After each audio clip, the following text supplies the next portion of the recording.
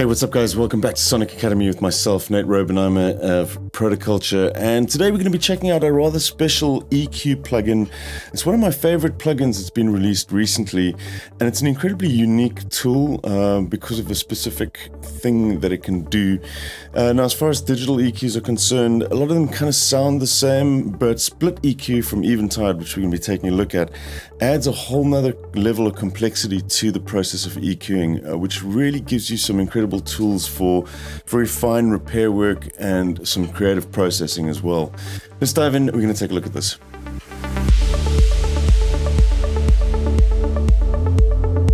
Right, so here we go. This is the interface for SplitEQ from Eventide, and you'll notice it looks fairly familiar. It's a digital EQ. We're going to quickly run through very roughly some of the UI and where everything is, and then we'll discuss the transient and tonal elements, which is what's so unique about this plugin. So first things first, we've got the main window here. We have just got a loop playing in the background, some guitars. We've got our EQ bands here with an analyzer that can be disabled and enabled there. This can be pre or post, and we've got some analyzer options there as well. Very simple. We've got low pass, high pass filters, and 6 bands of parametric EQ. So these can just be adjusted as you would expect.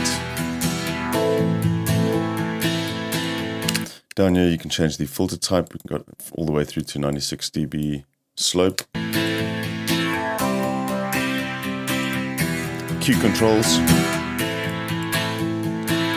and gain adjustments. So that's pretty straightforward. You can also solo the EQs bands separately here. You'll notice as well that it gives you 3 different options to solo, which we can cover in just one sec. So that's pretty much the basic controls down here. We can also do stereo placement of specific bands as well. We're in the EQ mode here right now. If you go over to the panning mode, you can do some pretty cool stuff with panning and mid-side as well if you switch over to that. But we'll come back to that in just a sec. Now, I want to just cover this bottom section here because this is kind of the brains of the whole operation here. This is what makes this plugin special. We'll reset everything. And you'll notice as well our master outs over here, we've got a transient and tonal section.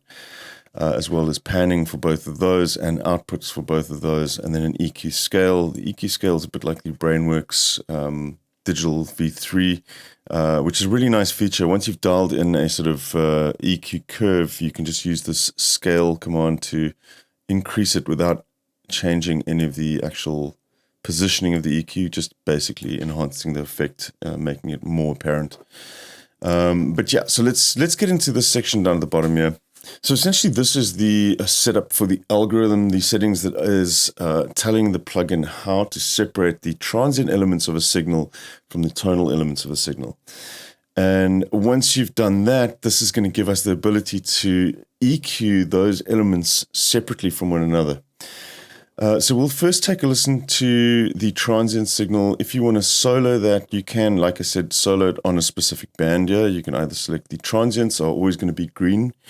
The tonal element's always going to be blue, and then the white band is going to be a combination of both. So we can unsolo that. You've also got this little solo button down here if you're working in this section, and it's basically mirrored up at the top. So we can click on solo up at the top there and take a listen to what this is doing right out the bat. So you can hear it's pulling out just the transients now from this guitar. We've got a number of different algorithms that we can select here. You'll get good results from most of them, so don't worry if you don't have something that's in here, but you can sort of guide it in the right direction a little bit more effectively. So I've selected guitar here. You can lock that if you want. And now you can start dialing in the settings. So we've got the amount of separation. We'll take a listen to what that sounds like.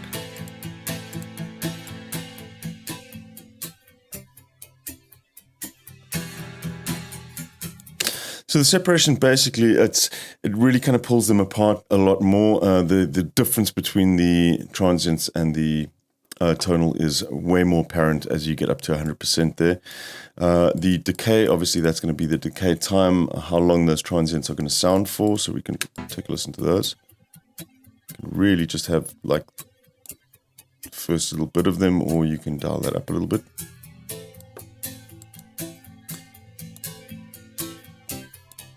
And then we've got a smoothness that we can do, which basically just smooths out the transients a little bit. Well, yeah, they become slightly less apparent there now. Cool, and we'll dial back the separation just a little bit here too. So once you've set that up, we can actually take a listen to the tonal section first now as well, so you hear what is being left over after the transients have been separated. The tonal elements, you'll hear now the vibration of the strings, the actual tone from the strings coming through, but you'll have a lot less of that noise from these strings being plucked or strummed. Yeah, whole attack is kind of drained out of that now.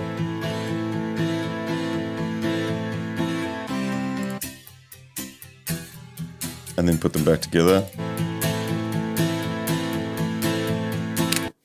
So that's all well and good, but what's really interesting now is the ability to actually shape these different elements inside of SplitEQ. So you'll notice when you are in a soloed mode like that, you only have access to the green handles on the EQ. Likewise, if you're on soloed for the tonal elements, you've only got the blue handles available to you. If you're off that, you can grab either one of these handles or grab the entire node and use it just like a normal EQ. Let's take a listen to what happens if we start playing around with EQing the transients now. So for instance, if I wanted to kind of really pull out the percussive element of that guitar string and really want to accentuate that that strumming effect, we can just grab this handle here now.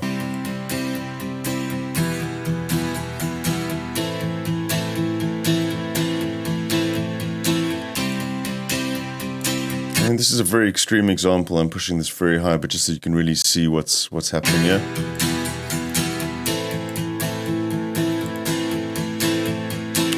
And pay close attention to that that tonal part.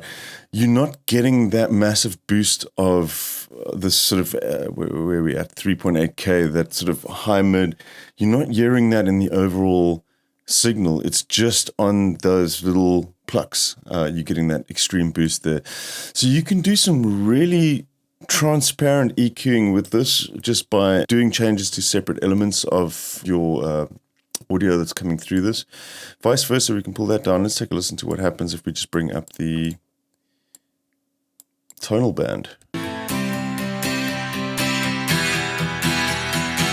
So now you're getting that nasalness that comes through from EQing in this area of the frequency spectrum, because the piece that's most prevalent in this is the tonal element. So you can hear how that's kind of bringing that out now. We could move the transient section way down and almost completely remove that strumming sound. And if we, say for example, we removed the sort of transients from the strings now, let's say for instance you had some slap on the body of a guitar, which would be lower down the spectrum, you wouldn't be removing that. That would still be there because we've targeted that on these specific transients here now. So you can see how detailed this can get. You can really kind of pick out little elements and do pretty extensive tweaking to it without, being too heavy-handed, and really kind of pinpoint the areas that you want to bring out. So now another thing that's very, very cool, as I said, we can deal with the transients and tonal elements in the stereo field as well. And this opens up a whole plethora of options for widening audio as well as getting quite creative with things. So for example, if we, let's say, we could just disable these bands. We'll just leave number 5 open there. And let's bring that down. Yeah, we'll turn the Q all the way up. So now we're essentially working with almost a full spectrum of the transient and tonal elements here. We can flick over into the pan mode and take a listen to this now.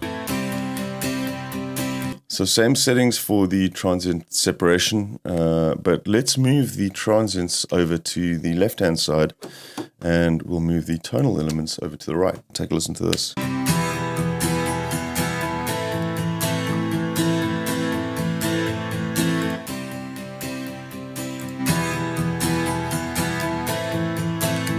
It's a really interesting effect that you're getting now with all the elements on one side and the other elements on the other side, which would essentially, it doesn't feel like it's hard pan because you've got elements of both on the left and the right, but you've also cleared up the center of your mix now for other transient material that can go in the middle. Let's say if you wanted to kind of keep the transients from these guitars away from a drum mix, for example, you can do that just by shifting it off to the left, and it doesn't actually affect the balance all that much. They kind of even each other out. You can do other stuff with this as well, which is also very cool. If we can bring these back again, you can hold down Alt and just click to reset your controls here. If you click on this little stereo icon, you can flick into mid-side mode. And this is very much a stereo sample, so we probably be able to hear these mid-side components moving around quite nicely. Let's say, for example, we want to keep the transient elements stereo, or completely remove them from the mid entirely. If we wanted to, for example, if this was a bass element and we want to keep the tonal elements of the bass in the middle, we could reduce the tonal completely so that it's now sitting only in the mid channel, and we can now also move the transient part of this way out to the side channels. Take a listen to this now.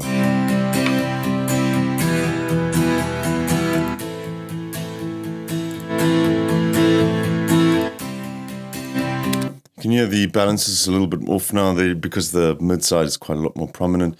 You've got this dual mixer here that you can actually just bring down the levels of the tonal elements so that the sort of overall volume is a little bit more similar to what we had before.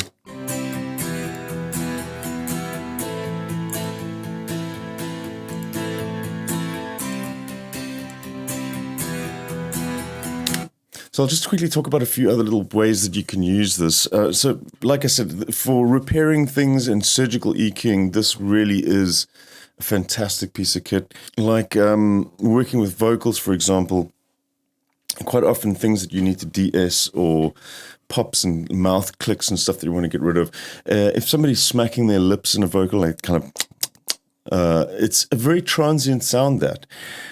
So rather than using a dynamic EQ, which is going to pull out the tonal elements as well for a moment of time when that dynamic EQ pulls it down, you don't have to do this with that. You can isolate just those little clicks and remove them with the EQ and have your vocal completely clean.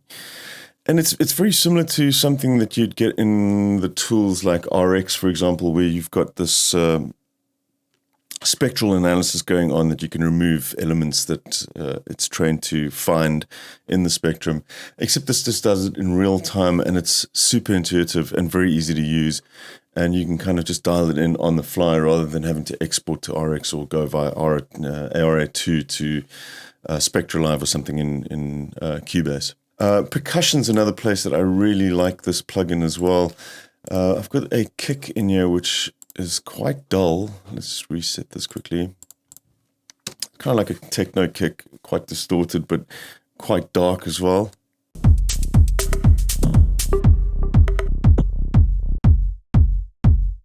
It's a really dark kind of sounding kick this, and I want to kind of bring out a little bit more of the attack on that kick, but without messing around too much with the actual overall sound of it. So what we can do here again is we'll dial in our settings here. We'll just solo the transients.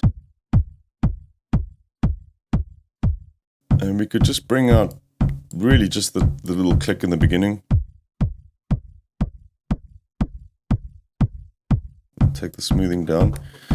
And now I can go and I could really EQ a lot in this top range here. To kind of bring out that air.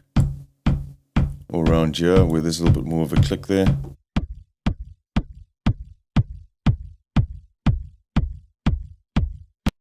And this also has the effect of kind of controlling levels a little bit as well. We can kind of separate the transients so that they don't play too much down at the bottom. So let's actually we'll cut the transients, low cut them a little bit. So we kind of have a more floppy bottom, but this kind of high click at the top. And then we'll A/B between the two.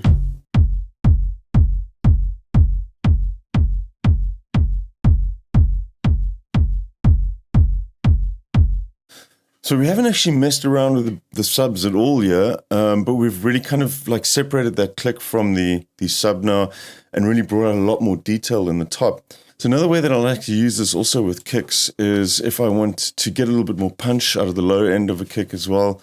Again, we just dial in the transients. This time around, we'll maybe make this a little bit longer.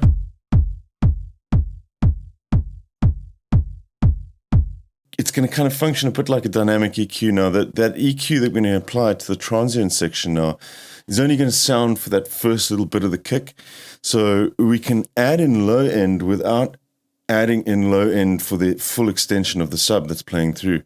So let's go and do that. Well, we can use this number 1 here. I know that's a shelf. We'll use number 2, which is a parametric. Take a listen to this now. If we push around 100 hertz.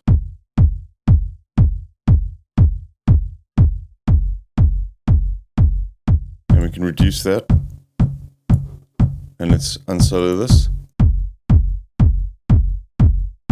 Now we are clipping a little bit here, so we probably want to bring this down. We'll bring down the whole kick actually.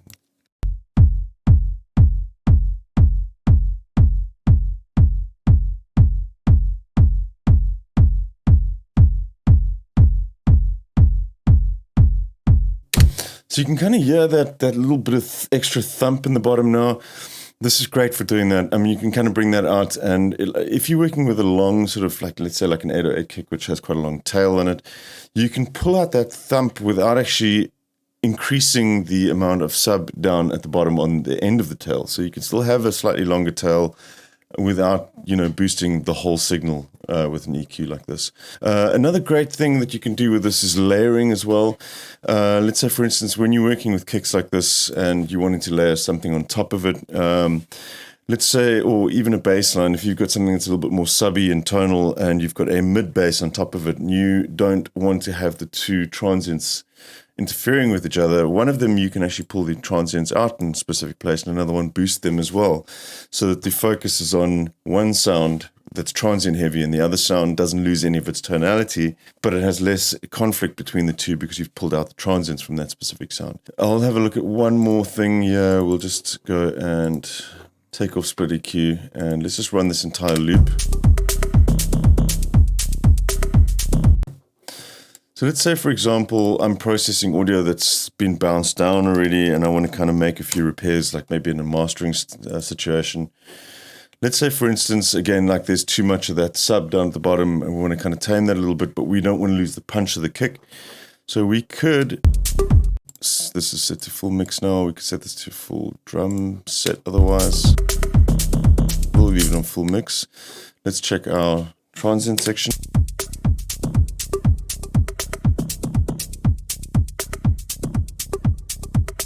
So you can hear we've lost a lot of the sub there now, but we've still got all the transient information in here.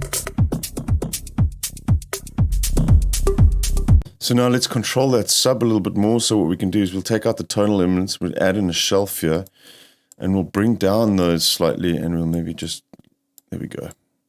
Do something like that. So let's take a listen to now how we're reducing the rumble in the track. But the transients are staying the same. There's not really a massive difference perceived from that EQ that we're doing. We'll A-B this now as well. A lot of rumble in the bottom now. Now it's tighter.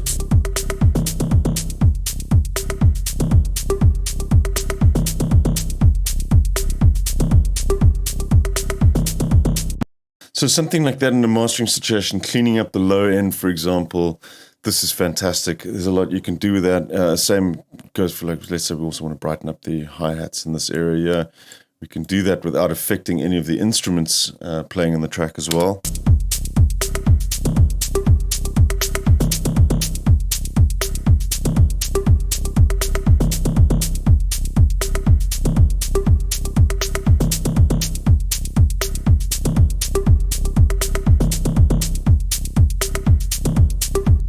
And you can hear how amazingly transparent it is. So yeah, I think there's been one or two tools along this lines, but SplitEQ, as far as I've seen and from what I've read up as well, they really nailed it, this separation algorithm that they have. And I don't think there's anything really quite like this on the market at the moment. So like I said, if you're in the market for an EQ, I would highly recommend you add this to your arsenal. It's pretty unique. There's not a lot that will do this, and there's a lot of kind of situations where this really comes in handy and can kind of save your bacon when you need to do some surgical EQing and keep it as transparent as possible. So yeah, SplitEQ from Eventide. Go check this one out. I hope you guys enjoyed the video, and I'll catch you soon here at Sonic Academy. Cheers. Thanks everyone for watching. We really appreciate all the support from you guys. If you love this video, then smash a like, and if you want to be notified about new videos, hit the subscribe and notification buttons. Peace!